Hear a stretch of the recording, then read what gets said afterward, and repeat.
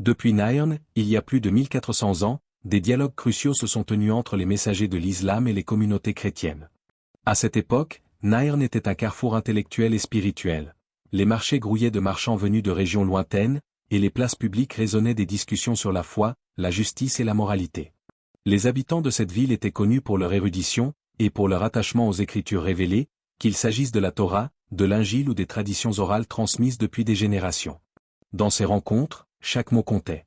Les messagers musulmans arrivaient avec un message simple mais profond, l'unicité de Dieu, la cohérence des révélations, et l'importance de la justice dans chaque acte humain. Les débats n'étaient pas simplement des échanges d'opinions, ils étaient des confrontations d'idées, des duels intellectuels où la raison et la spiritualité se mêlaient pour chercher la vérité ultime. Imaginez la scène, une foule attentive, les mains jointes, les yeux fixés sur ces orateurs passionnés, chaque verset, chaque phrase, résonnant comme une cloche dans le silence suspendu de l'assemblée. Ces dialogues ont été marqués par des moments d'émerveillement et de tension. Certains participants, habitués à voir Dieu à travers des symboles et des images, étaient confrontés à la simplicité radicale du Tawhid. Comment peut-il n'y avoir qu'un seul Dieu, demandait-il, le visage empreint de curiosité et parfois de défi. Et pourtant, à travers les arguments des messagers, les preuves tirées des Écritures et la logique rigoureuse, la lumière de la vérité commençait à se frayer un chemin dans l'esprit de chacun. Ce n'était pas seulement une victoire intellectuelle, mais une invitation à une transformation intérieure. À travers ces rencontres, le jugement de Dieu, tel que compris par les musulmans, n'était pas une abstraction lointaine. Il commençait dès le moment où une personne prenait conscience de sa responsabilité devant le Créateur. Chaque décision, chaque mot prononcé, chaque intention silencieuse faisait partie d'un examen continu, d'un dialogue permanent entre l'âme et son Seigneur. Et c'est là que l'histoire de Nairn prend une résonance profonde pour nous aujourd'hui, elle nous rappelle que le jugement n'est pas seulement une échéance future, mais une réalité qui commence dans notre cœur et dans nos interactions quotidiennes. L'histoire nous montre également que ces débats ne sont jamais unidimensionnels. Les messagers musulmans ne venaient pas pour imposer, mais pour inviter à réfléchir. Ils utilisaient des exemples concrets, des analogies tirées de la vie quotidienne et des références aux Écritures partagées. Parfois, les discussions prenaient la forme de questions ouvertes. Si Dieu est juste, comment agiriez-vous dans telle situation? Les réponses révélaient non seulement les connaissances des participants, mais aussi la profondeur de leurs convictions, et parfois les contradictions dans leur compréhension de la justice divine. Au fil du temps, les dialogues à Nairn sont devenus un symbole de la rencontre entre traditions religieuses et de l'importance du raisonnement dans la foi. Chaque débat était un pont entre la connaissance humaine et la guidance divine. Ces conversations ont posé les bases d'une approche qui ne se contente pas de répéter des dogmes, mais qui cherche à comprendre la vérité par la réflexion, la logique et la méditation. C'est exactement ce que le Dr Zakir Naik cherche à transmettre aujourd'hui, la capacité de comparer, d'analyser et de ressentir la cohérence du message divin dans chaque révélation. Mais Nairn n'était qu'un exemple parmi tant d'autres. À travers l'histoire, de Cordoue à Bagdad, de Constantinople à l'Afrique du Nord, les musulmans et les chrétiens se sont rencontrés, discutant de la justice, du jugement, et de la nature de Dieu. Ces rencontres ont façonné non seulement la pensée théologique, mais aussi la culture, la littérature et la philosophie. Chaque débat, chaque échange, chaque confrontation d'idées a laissé une trace durable dans l'histoire humaine, rappelant que le jugement de Dieu n'est jamais séparé de l'action humaine et de la quête sincère de la vérité. En revenant à notre époque, ces dialogues historiques prennent une signification nouvelle. Aujourd'hui, face aux conflits, aux incompréhensions et aux interprétations divergentes des textes sacrés, nous sommes appelés à suivre le même chemin, écouter, réfléchir, comparer et chercher la lumière dans la raison et la révélation. Le jugement de Dieu n'est pas un concept distant et effrayant, mais une invitation à vivre avec conscience, à observer nos actions et à évaluer nos intentions, exactement comme les habitants de Nairn ont dû le faire il y a plus d'un millénaire. Ainsi, lorsque nous évoquons Nairn, nous ne parlons pas seulement d'une ville ou d'un événement historique. Nous parlons d'une leçon intemporelle, d'une méthodologie de réflexion et de discernement qui reste pertinente pour chaque être humain aujourd'hui.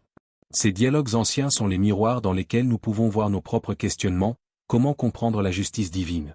Quand le jugement de Dieu commence-t-il vraiment? Et surtout, comment pouvons-nous aligner nos vies sur la vérité et l'équité, ici et maintenant, dans nos pensées et nos actions quotidiennes? Le Coran dit, « Et ne pensez pas que ceux qui sont tués dans le chemin d'Allah soient morts. Ils vivent auprès de leur Seigneur, bien pourvus, » Sourate Al-Baqarah, 154. À première vue, ce verset semble parler uniquement des martyrs, mais sa portée va bien au-delà. Il révèle une vérité fondamentale. La notion de vie, de mort et de jugement ne se limite pas au monde matériel. Chaque action, chaque parole, chaque intention est observée et évaluée par le Créateur. Le jugement divin n'attend pas le jour de la résurrection pour se manifester, il commence dès que la conscience humaine prend conscience de son devoir devant Allah. Ainsi, la dimension spirituelle de l'existence dépasse la perception temporelle que nous avons habituellement du monde. Ce que nous considérons comme une fin, la mort physique, n'est qu'une transition vers une réalité plus complète où chaque âme reçoit selon ses intentions et ses actions. Le Tawhid, le concept central de l'islam, explique la cohérence de cette justice divine. Croire en un Dieu unique ne se limite pas à la simple déclaration verbale. Cela signifie reconnaître un juge suprême, omniscient, omniprésent et parfaitement juste. Chaque être humain sera évalué non seulement par ce qu'il fait, mais par ce qu'il pense, par la sincérité de ses intentions et par la constance de sa foi. Cette évaluation est objective et indivisible, car elle émane d'un Dieu unique dont la justice est absolue et la miséricorde infinie. Considérons la logique du Tawhid, un seul juge pour tous, une seule source de guidance et une seule finalité.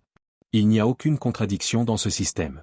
Chaque loi, chaque révélation et chaque règle morale convergent vers une harmonie totale.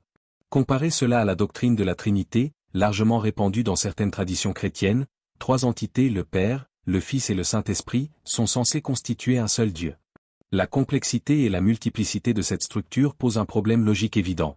Comment trois entités distinctes peuvent-elles être simultanément une seule et unique divinité sans contradiction interne? La logique pure du monothéisme islamique évite cette ambiguïté. Un Dieu unique garantit une justice uniforme, un jugement cohérent et une relation claire entre le Créateur et la créature. Revenons au Coran et à la manière dont il présente le jugement. Dans la sourate Al-Baqarah, les expressions utilisées ne laissent aucun doute. La vie après la mort est réelle, tangible et mesurable. Les âmes des croyants qui agissent avec sincérité vivent, nourries et honorées par leur Seigneur.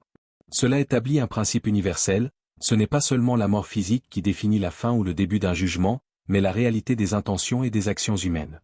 La justice divine fonctionne comme un calcul précis, où rien ne peut échapper à l'attention de celui qui connaît l'invisible et le visible. Prenons un exemple concret.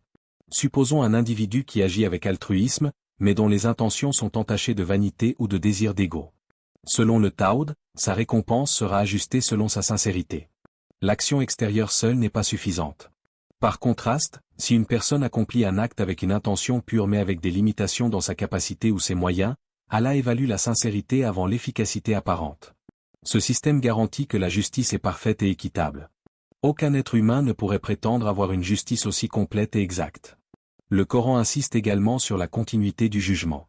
Il ne se limite pas à des moments exceptionnels comme la bataille ou l'épreuve. Chaque pensée, chaque sourire, chaque parole adressée à autrui entre dans ce cadre. L'éthique islamique, issue de ce concept, fait de la vie entière un champ de responsabilité et de réflexion. La comparaison avec les systèmes religieux qui ne reconnaissent pas cette évaluation continue montre à quel point le Tawhid offre une vision holistique et cohérente de la justice divine. Il est aussi crucial de comprendre que cette logique n'est pas seulement rationnelle, mais profondément spirituelle. Le Coran combine la raison et le cœur, il nous montre que la justice divine est immanente et transcendantale à la fois. La certitude du jugement crée non pas de la peur paralysante, mais une conscience constante et un guide intérieur qui dirige les actions vers la sincérité, l'altruisme et l'adoration pure. Le Tawhid devient ainsi une philosophie de vie, une boussole morale et un cadre logique inébranlable pour comprendre la réalité humaine et divine. Enfin, ce raisonnement argumentatif établit un contraste clair entre monothéisme pur et complexité théologique. Là où la Trinité pose des questions sur la cohérence et l'unité de Dieu, le Tawhid fournit une réponse simple mais profonde. Un Dieu unique, juste et miséricordieux, qui évalue chaque âme selon ses intentions et ses actions.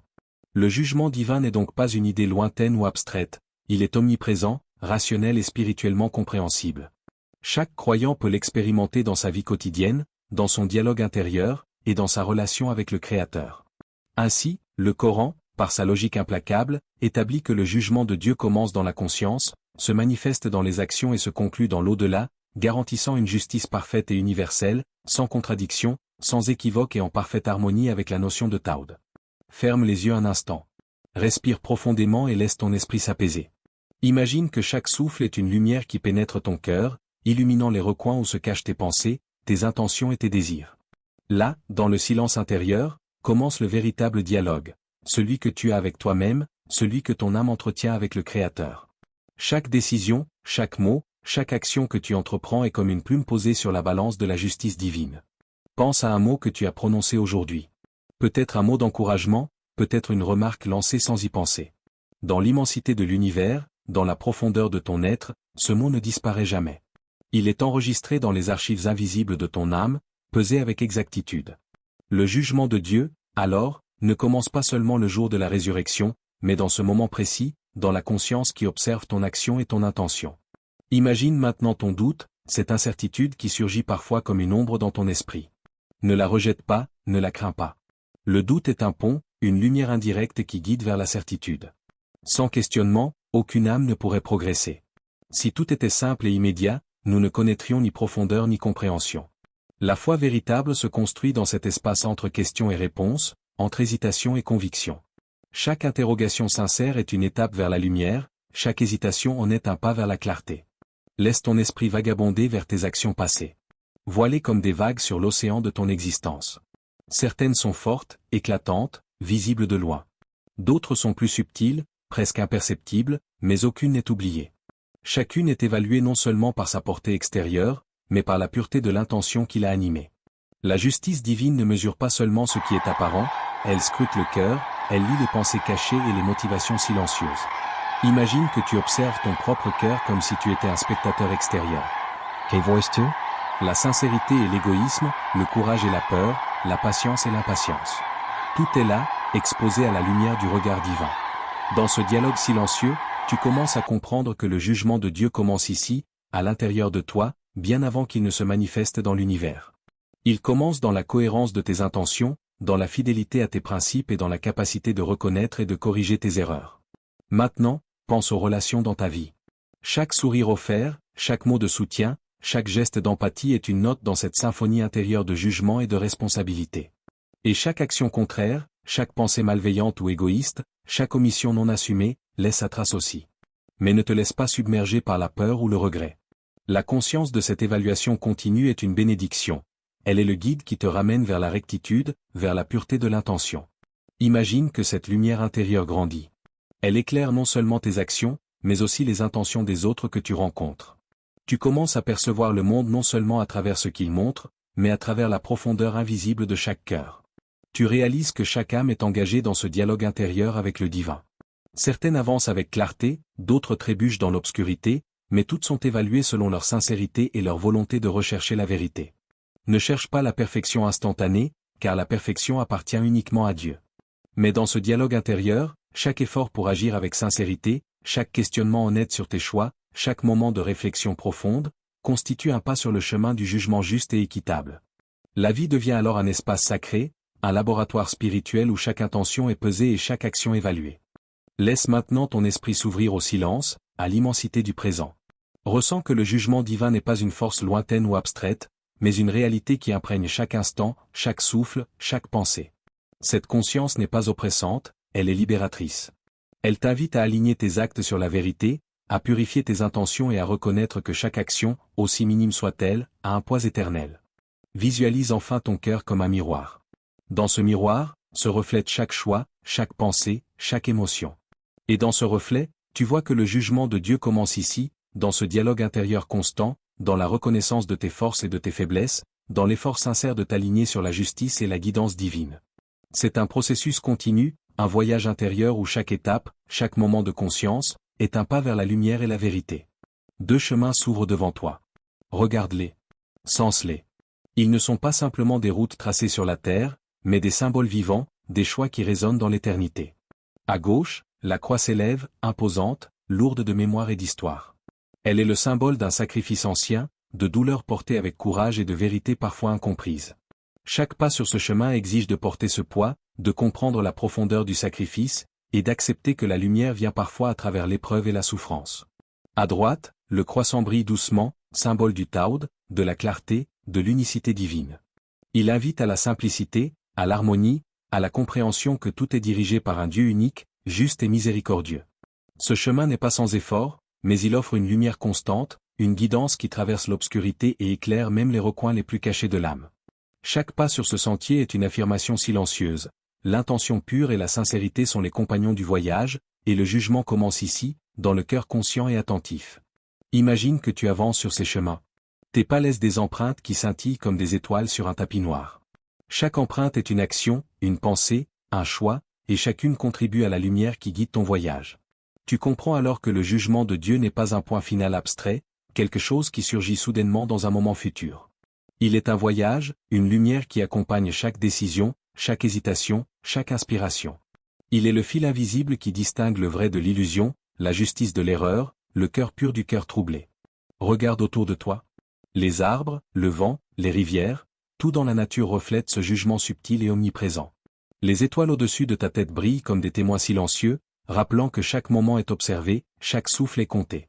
La poésie de l'univers réside dans cette harmonie, dans ce dialogue constant entre intention et action, entre volonté et résultat, entre l'éphémère et l'éternel.